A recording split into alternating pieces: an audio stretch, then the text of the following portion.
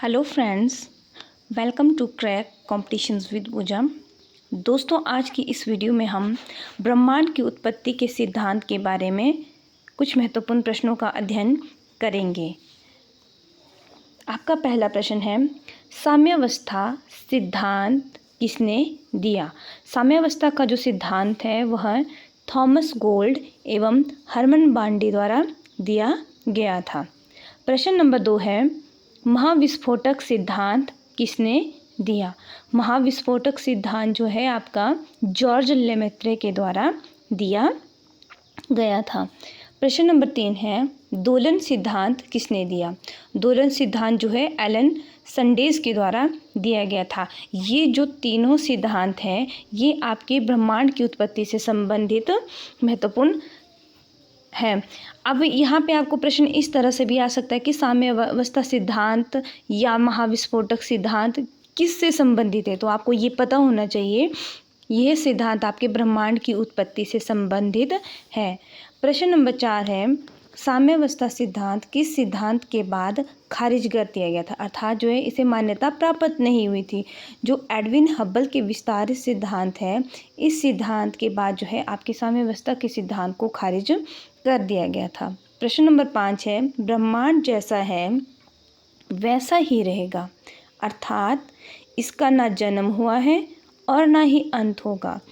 यह किस सिद्धांत में कहा गया है? यानी कि ब्रह्मांड को जैसा है वैसा ही रहेगा, मतलब कि इसमें ना तो इसका जन्म हुआ है और ना ही इसका अंत होगा।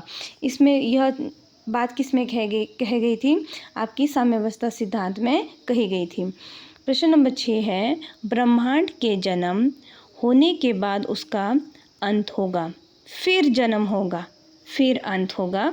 यह किस सिद्धांत में कहा गया है? यह बात जो है आपके दोलन सिद्धांत में कही गई है कि ब्रह्मांड का जिस प्रकार मनुष्यों का जन्म होता है और उसकी मृत्यु होती है, तो ठीक उसी प्रकार से जो है ब्रह्मांड के जन्म और मृत्यु के बारे में भी दोलन सिद्धांत में बताया गया है।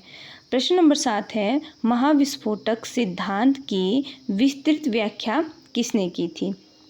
ठीक है, तो जो महाविस्फोटक सिद्धांत की जो विस्तृत व्याख्या की गई थी वो की गई थी आपके रॉबर्ट वेगनर के द्वारा।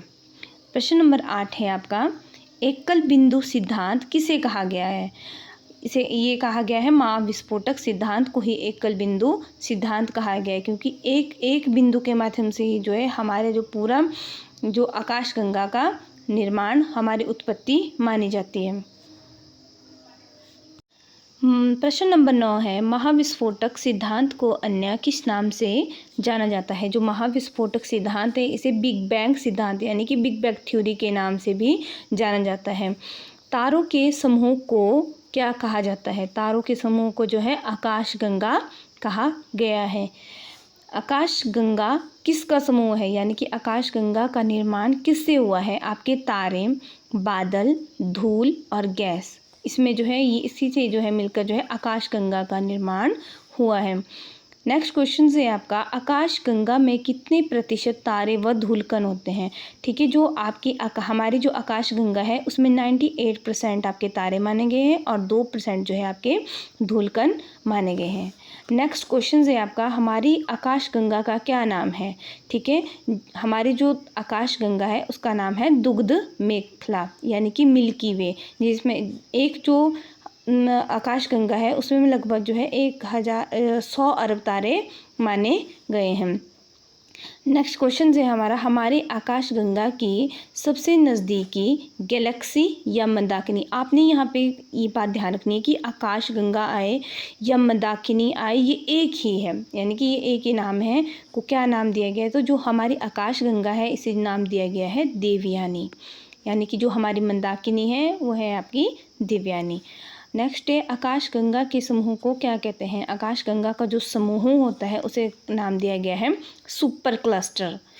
आकृति के आधार पर आकाशगंगाएं कितनी प्रकार की है? आकृति के आधार पर जो शेप के अकॉर्डिंग जो हमारी आकाशगंगा है उसे उनके 3 प्रकार माने गए। दीर्घवृत्तीय, इसे जो है अंडाकार भी कहा जाता है, सर्पिलाकार और आपकी अनियमित आकार, ये जो है 3 आकार माने गए हैं। आकाशगंगाओं को इन 3 आधारों पर बांटा गया है।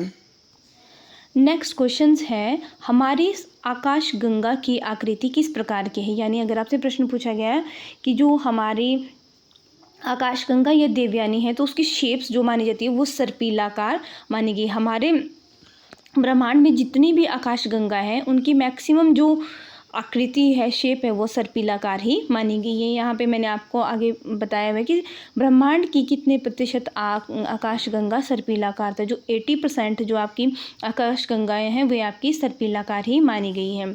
नेक्स्ट क्वेश्चन है आपका, ब्रह्मांड की कितने प्रतिशत आकाश गंगा दीर्घवृत्तीय या अंडाकार है। तो जो आपकी 17% है वह है आपकी 17% जो है आकाश गंगा जो है वह उनकी आकृति दीर्घवृत्तीय या अंडाकार मानी गई है।